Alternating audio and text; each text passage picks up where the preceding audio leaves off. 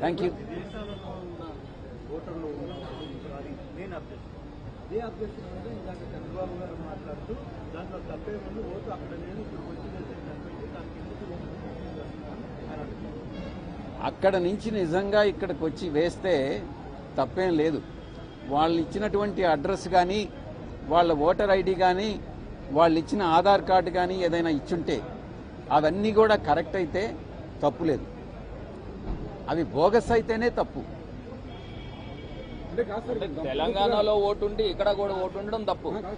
మీరు గంపగుర్తుగా ఓట్లని కూడా తొలగిస్తున్నారనేది ప్రధానమైన ఆరోపణ. ఎందుకంటే పక్క రాష్ట్రాల్లో ఎవరైనా ఉద్యోగాలు చేసుకోవడానికి వెళ్ళినా ఓట్లు కూడా తొలగించిన పరిస్థితి. గంపగుత్తగా కంప్లైంట్లు ఇస్తున్నారు. మీరు మీ యొక్క క్వశ్చన్ని మీరు రెక్టిఫై చేసుకోండి. మీరు అడిగే ప్రశ్న చాలా కరెక్ట్గా అడగాలి.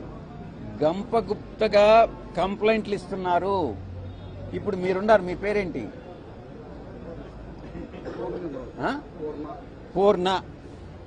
పూర్ణకి 175 నియోజకవర్గాల్లో ఒక 25 లక్షల మంది బోగస్ ఓటర్స్ ఉన్నారని కరాఖండిగా చెప్పగలడా?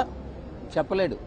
కానీ తెలుగుదేశం పార్టీ ఎలక్టోరల్ సెల్లో ఉన్నటువంటి కోనేరు సురేష్ చంద్రబాబు నాయుడు, లోకేష్ ప్రోద్బలంతో ఈ విషయాన్ని చెప్తున్నాడు. దాన్ని మేము తప్పుపడుతున్నాం.